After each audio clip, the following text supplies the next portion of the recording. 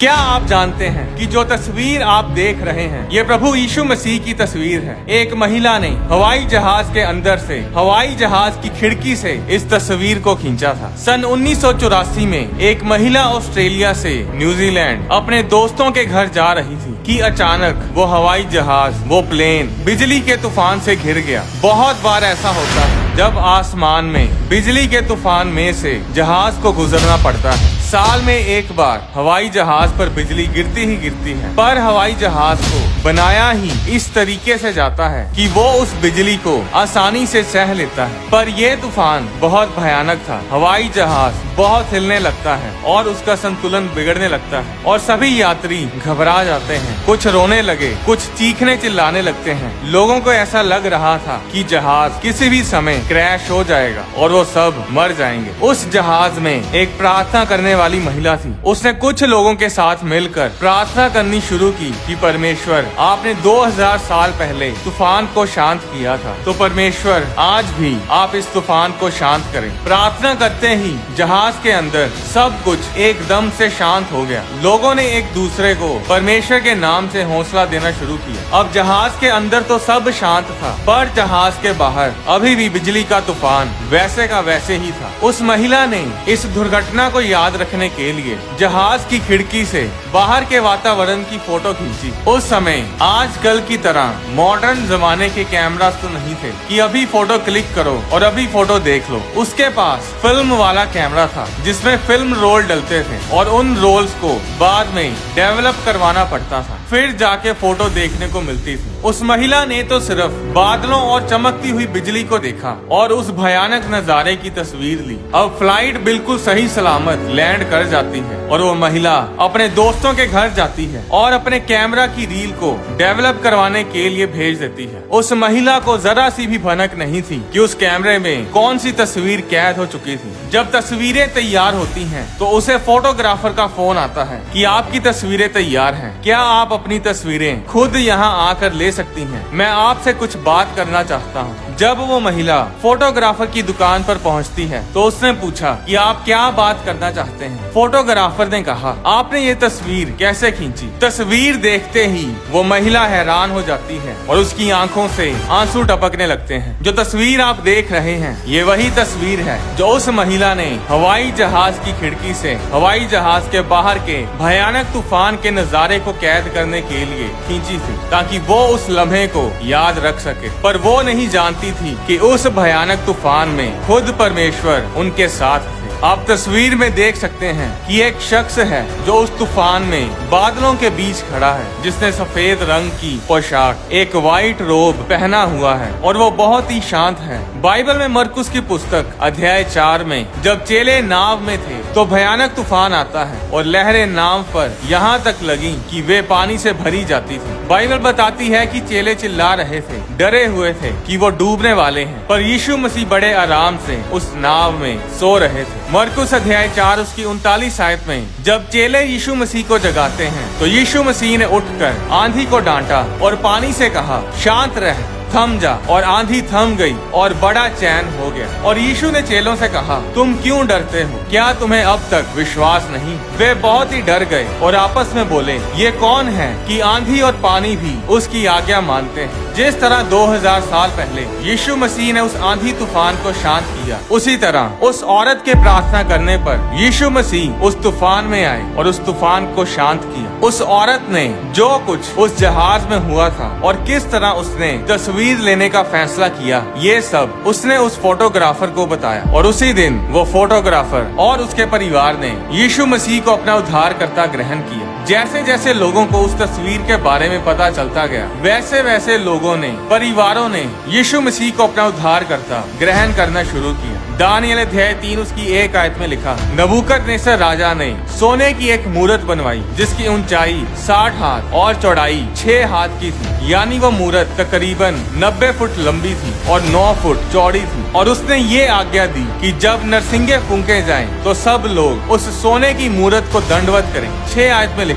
जो कोई गिरकर दंडवत ना करेगा वह उसी घड़ी धधकते हुए भट्ठे के बीच में डाल दिया जाएगा। सब लोग उस सोने की मूरत को दंडवत करते हैं, पर शद्रक, मेशक, अबेदनगो जो यहूदी थे और यहोवा परमेश्वर की उपासना करते थे, राजा के द्वारा बनाई गई उस सोने की मूरत को दंडवत नहीं करते। और इसी कारण राजा नबूकदनेस्सर गुस्से में आता है और वो आज्ञा देता है कि भट्ठे की आग को 7 गुना तेज किया जाए। 20 आयत में लिखा, फिर अपनी सेना में से कई एक बलवान पुरुषों को उसने आज्ञा दी कि शद्रक, मेशक और अबेदनगो को बांधकर उन्हें धधकते हुए भट्ठे में डाल दो। उस भट्ठे की आग इतनी तेज थी कि जिन बलवान पुरुषों ने शद्रक, मेशक और अबेदनगो को आग में डालने के लिए उठाया हुआ था, वे ही आग की आंच से जल मरे। और इसी आग के भट्ठे में ये तीनों पुरुष शद्रक, मेशक, अबेदनगो बंधे हुए फेंक दिए गए। 24 आयत में लिखा, तब नबूकदनेस्सर राजा अचंभित हुआ और घबराकर उठ खड़ा हुआ और अपने मंत्रियों से पूछने लगा, क्या हमने उस आग के बीच 3 ही पुरुष बंधे हुए नहीं डलवाए? उन्होंने राजा को उत्तर दिया, हाँ राजा, सच बात है, हमने 3 पुरुष ही उस आग में डाले हैं। 25 आयत में राजा ने कहा, अब मैं देखता हूँ कि 4 पुरुष उस आग के बीच खुले हुए टहल रहे हैं और उनको कुछ भी हानि नहीं पहुँची। और चौथे पुरुष का स्वरूप ईश्वर के पुत्र के सदृश है। बाइबल बताती है कि उस भयानक आग में खुद परमेश्वर उनके बीच आया और उसने अपने लोगों को बचाया। वही आग जिसने बलवान पुरुषों को जला मारा, वही आग परमेश्वर के लोगों को छू तक ना पाई। उस अन्य जाति राजा को आग में परमेश्वर के बेटे के जैसा कोई दिखाई दिया और आग में परमेश्वर को देखने के बाद उसका जीवन बदला और उसने परमेश्वर की गवाही दी और परमेश्वर के नाम की महिमा की। हर छोटी छोटी बात तो बाइबल में लिखी नहीं गई, पर हम इतना जरूर जानते हैं कि इस घटना को देखने के बाद बहुत सारे लोगों ने यहोवा परमेश्वर को अपना परमेश्वर ग्रहण किया होगा। सदियों से हम देखते आ रहे हैं कि परमेश्वर ने चिन्ह और चमत्कारों के जरिए अपने आप को लोगों के ऊपर प्रकट किया, अचंभी रीति से अपने लोगों को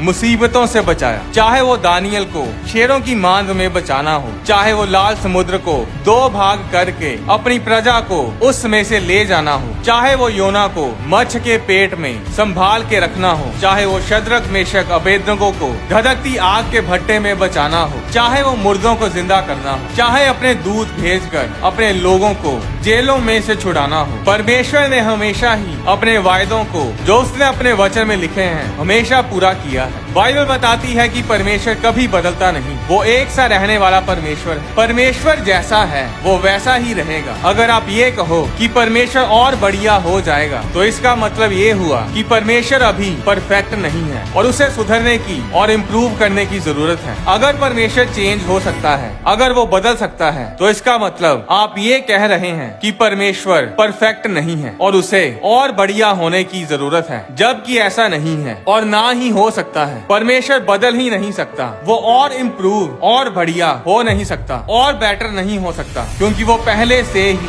बेस्ट है और इसीलिए वो कभी बदल नहीं सकता। बाइबल में यशाया अध्याय 43 उसकी 2 आयत में परमेश्वर ने कहा, जब तू जल में होकर जाए मैं तेरे संग रहूंगा और जब तू नदियों में होकर चले तब वे तुझे डुबा ना सकेंगे। जब तू आग में चले तब तुझे आंच ना लगेगी और उसकी लो तुझे ना जला सकेगी, क्योंकि मैं यहोवा तेरा परमेश्वर हूँ, इजराइल का पवित्र, मैं तेरा उद्धार करता हूँ। परमेश्वर ने ये नहीं कहा कि तू पानी में से नहीं जाएगा या तू आग में नहीं जाएगा। परमेश्वर ने कहा तो जिस भी हालात, जिस भी मुसीबत में होगा, वो मुसीबत तेरी कुछ भी हानि ना कर पाएगी। मैं तेरे संग रहूंगा और तेरी रक्षा करूंगा। जब जब लोगों ने परमेश्वर को पुकारा, तब तब परमेश्वर अपने लोगों को बचाने के लिए कभी अपने दूतों को भेजता था तो कभी खुद स्वर्ग से धरती पर उतर आता था। मायने नहीं करता कि आप अपने जीवन के किस तूफान में से गुजर रहे हैं, परमेश्वर ने ऐसा कभी नहीं कहा कि तुम तूफान में से गुजरोगे नहीं या तुम पर कोई मुसीबत नहीं आएगी, पर परमेश्वर ने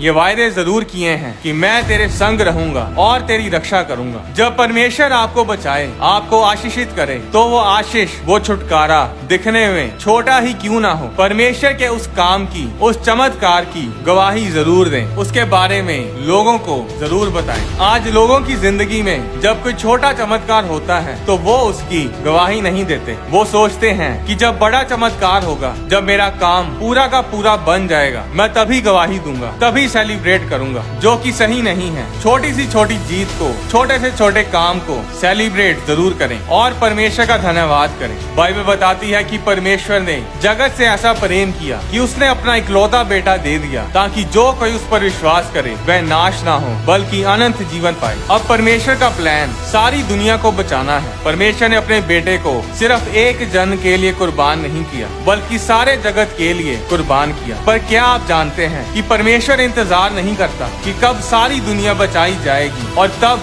मैं सेलिब्रेट करूंगा। लूका अध्याय 15 उसकी 10 आयत से हमें पता चलता है कि सिर्फ एक पापी के तौबा करने पर स्वर्ग में पार्टी होती है, जश्न होता है। परमेश्वर इंतजार नहीं करता कि कब सारी दुनिया बचाई जाएगी और फिर मैं सेलिब्रेट करूंगा। इसलिए अपनी कोई भी छोटी से छोटी अचीवमेंट के लिए, अपनी छोटी से छोटी विक्ट्री को सेलिब्रेट जरूर करें और परमेश्वर के नाम को महिमा जरूर दें। बड़ी विक्ट्री, बड़े बड़े काम भी जल्द आपके जीवन में होते आपको नजर आएंगे। इसलिए परमेश्वर के वचन में बने रहें, विश्वास में बढ़ते जाएं और हर एक काम के लिए, हर परिस्थिति में, अपनी हर सिचुएशन में, अपने हर तूफान में परमेश्वर का धन्यवाद, परमेश्वर की आराधना और परमेश्वर को महिमा देते जाएं। परमेश्वर आपको आशीष दे। आने वाली वीडियोस में मैं आपको बताऊंगा कि दुनिया के अंत के हम कितना नजदीक पहुंच चुके हैं। यीशु मसीह को स्वर्ग में किस नाम से पुकारा जाता है, यरीहो की दीवार के गिरने के पीछे क्या रहस्य था, यीशु मसीह को शुक्रवार के दिन ही क्रूस पर क्यों चढ़ाया गया था। परमेश्वर के वचन से जुड़े गहरे भेदों की वीडियोस को देखने के लिए होली स्पिरिट प्रोडक्शंस चैनल को सब्सक्राइब करें और साथ ही बने